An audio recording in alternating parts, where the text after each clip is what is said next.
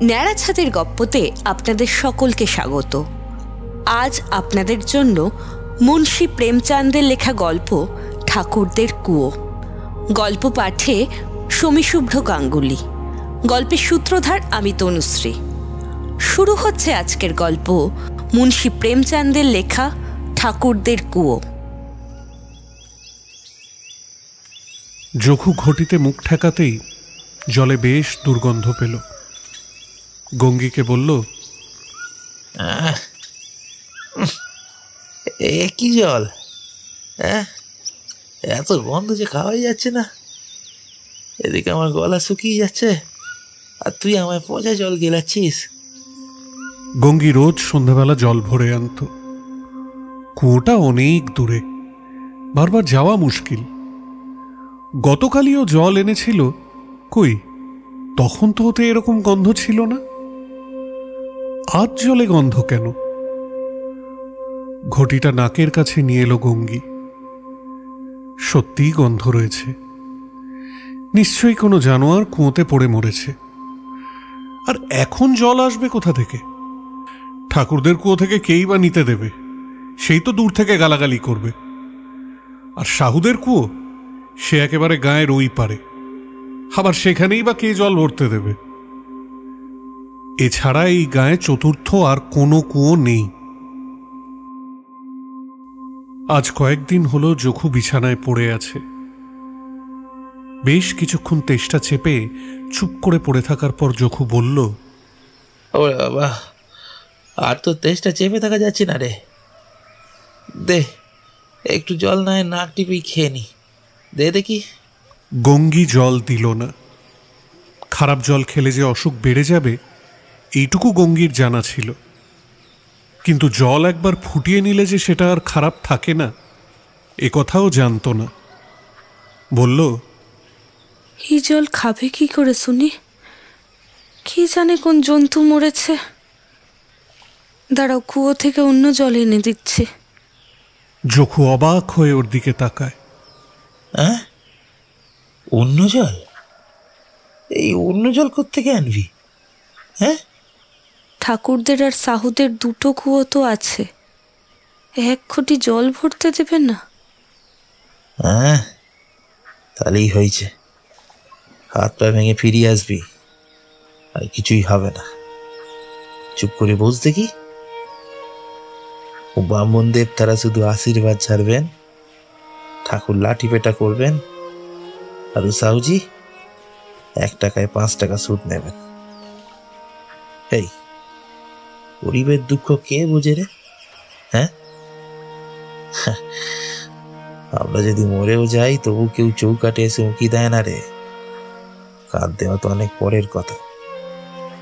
আর এসব লোক তোকে কুয়ো থেকে জল ভরতে দেবে?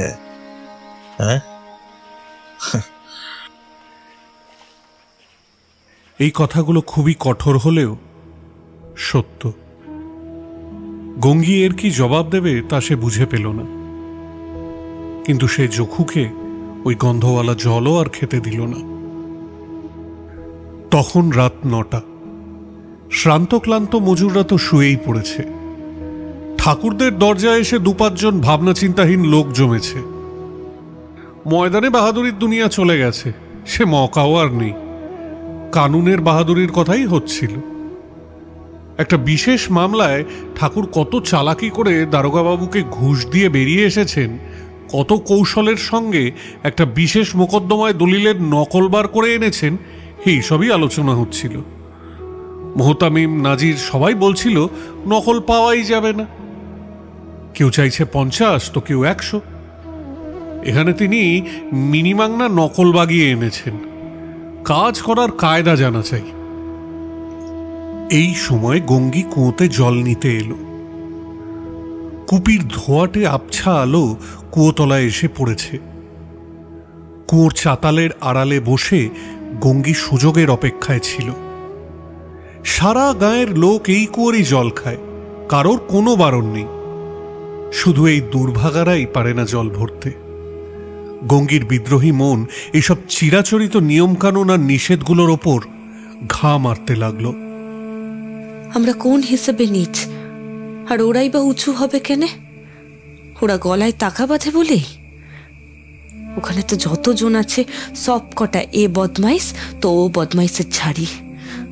চুরিও এরাই করে, জাল জুচ্ছিরিও এরা করে, আবার মিথ্যে মামলা তাও এদেরই কারবার। এই ঠাকুরই তো সেদিন বেচারা ভেড়া চড়ানোদের থেকে একটা ভেড়া চুরি করে নিয়ে এলে, তারপর সেটাকে আবার মেরে খেয়েও নিলে। আর এই যে পণ্ডিতজি, এর তো 12 মাসই বাড়িতে জুয়া চলে। আর ওই সাহুজি, সে তো ঘিয়েতে তেল মিশিয়ে বেচে।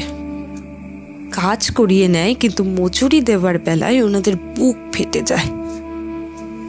কোন দিক দিয়ে ওরা আমাদের চেয়ে উঁচু? হ্যাঁ, মুখের কথায় আমাদের চেয়ে উঁচুই বটে। আমরা তো আমরা উঁচু এসব বলে অলিতে গলিতে চেঁচিয়ে বেড়াই না। যদি কখনো গায়ের ভেতরে চলে আসি, তখন এমন রসালো চোখে তাকিয়ে দেখে যেন সকলের বুকের ভিতরে সাপ একেবারে কিলবিলিয়ে উঠছে। আবার আমরা উঁচু বলে অহংকার কত। কুয়োর কাছে কার যেন পায়ের শব্দ। গঙ্গির বুকটা দুরুদুরু করে উঠল। যদি কেউ দেখে ফেলে তাহলে তো সর্বনাশ হয়ে যাবে, একটা লাথিও মাটিতে পড়বে না। সে দড়ি আর ঘোড়াটা তুলে নিয়ে নিচু হয়ে একটা গাছের তলায় অন্ধকারে গিয়ে দাঁড়ালো। কখনো কারোর জন্য কি দয়া আসে না এদের? বেচারা মঙ্গুকে এত মেরেছিল যে কয়েক মাস ধরে তার মুখ থেকে রক্ত ওঠাই বন্ধ হলো না। মঙ্গুর দোষ কি? না, সে ব্যাগার খাটতে চায়নি। এরপরেও এরা নিজেদেরকে উঁচু বলে মনে করে। কুয়োতে দুজন স্ত্রী লোক জল ভরতে এসেছে। তারা নিজেদের মধ্যে কথা বলছিল। খেতে বসেছি, হ্যাঁ, আর এমন সময় তার হুকুম হলো কি না টাটকা জল নিয়ে এসো। মানে ঘোড়া কেনার তো আর পয়সা নেই না। তা যা বলেছ, আমাদের একটু আয়েশ করে বসতে দেখলে মরদদের গয়ে যেন বিচুটি লাগে। একদম ঠিক বলেছ। মানে কলসি নিয়ে যে নিজেরা কখনো জল ভরে এনেছে এমন তো কখনো দেখিনি বাবা। ব্যাস হুকুম করে গেল কি না টাটকা জল ভরে আনো, যেন আমরা মাইনে করা বাদি আর কি। তা তোমরা বাঁধি ছাড়া আর কি? ভাত কাপড় পাও না? ওই 5 টাকা 10 টাকা কেড়ে কুড়েও তো নাও। বাদিরা এর থেকে আলাদা কিসে? বলতে লজ্জা কিসের গো দিদি? হ্যাঁ, মানে 1 লহমা জিরোবো, তা জিরোবার জন্য তো আমাদের মনটা একটু আকুপাকু করে নাকি? এই যে যা কাজ করি না আমরা সারাদিন, এই কাজ যদি আমরা অন্য কারোর ঘরে করতাম না, এর থেকে কারণ বেশি আরামে থাকতাম। তারপর তারা আবার জোর হাত করেও থাকতো। এখানে সারাদিন কাজ করতে করতে মরে যাও, কিন্তু কারোর বাঁকা মুখ সোজা হয় না। দুজনে জল ভরে নিয়ে চলে গেল। গঙ্গি গাছের তলা থেকে বেরিয়ে এসে কুয়োর উঁচু চাতালের কাছে এলো। নিষ্কর্মা লোকগুলো চলে গেছে। ঠাকুরও দরজা বন্ধ করে ভেতরের উঠোনে শুতে যাচ্ছিলেন। গঙ্গি এক মুহূর্তের জন্য স্বস্তির নিঃশ্বাস ফেলল। যে করেই হোক রাস্তা তো পরিষ্কার হয়েছে তার। সেই যে এক রাজপুত্র অমৃত চুরি করে আনতে গিয়েছিল, সেও বোধহয় এত সতর্কভাবে এত ভেবেচিন্তে পা ফেলেনি। গঙ্গি পা টিপে টিপে কুয়োর ছাতালে উঠল। জয়ের এমন অনুভূতি এর আগে কখনো হয়নি ওর। সে দড়িটা ভালো করে ঘোড়ার সঙ্গে বেঁধে একবার সতর্ক চোখে ডাইনে তারপর বাঁয়ে দেখে নিল, যেন কোনো সেপাই রাতের অন্ধকারে শত্রুর কেল্লায় সুড়ঙ্গ খুঁড়ছে। যদি এই সময় ধরা পড়ে যায় তাহলে ক্ষমা বা অনুগ্রহ পাবার এক ফোঁটা আশা নেই। শেষে ভগবানের নাম করতে করতে মনটা শক্ত করে ঘোড়াটাকে কুয়োর মধ্যে ফেলে দিল। ঘোড়াটা উপর থেকে পড়ে জলে ডুবে গেল, কিন্তু খুবই আস্তে। এতটুকু আওয়াজ হলো না। গঙ্গি 2-4 হাত দড়ি খুব তাড়াতাড়ি টানল। ঘোড়াটা কুয়োর মুখের কাছে এসে পৌঁছল। খুব জাদ্রেল পালোয়ানো এত জোরে ওটাকে টেনে তুলতে পারত না। গঙ্গি ঝুঁকে পড়ে ঘোড়াটা ধরল। চাতালের ওপর এবার সে রাখবে সেটাকে। হঠাৎ ঠাকুর সাহেবদের দরজা খুলে গেল।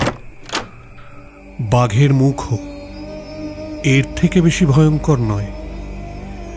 গঙ্গির হাত থেকে দড়িটা ছুটে গেল, দড়ি সমেত ঘোড়াটা ধরাস করে জলে পড়ে গেল, আর কিছুক্ষণ ধরে সেটা ডুবে যাওয়ার আগে গুপ গুপ করে আওয়াজ করে চলল। এই কে রে, কে ওখানে বলে চেঁচাতে চেঁচাতে ঠাকুর কুয়োর দিকে দৌড়লেন। কে ওখানে, কে লুকিয়ে আছে? বাঁচতে চাস তো বেরিয়ে আয় বলছি। গঙ্গি কুয়োর চাতাল থেকে লাফিয়ে ছুট লাগালো। এই পালাচ্ছিস কোথায়? ঘরে এসে গঙ্গি দেখল যখু সেই ময়লা নোংরা জলের ঘটি মুখে লাগিয়ে জল খাচ্ছে।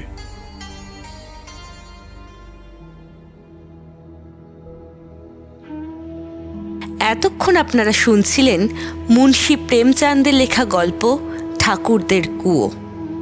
গল্প পাঠে এবং ঠাকুরের ভূমিকায় শমীশুভ্র গাঙ্গুলি, যখু অরিজিৎ রায়চৌধুরী, প্রথম মহিলা প্রাণাভি বসু, দ্বিতীয় মহিলা সুকন্যা ব্যানার্জি।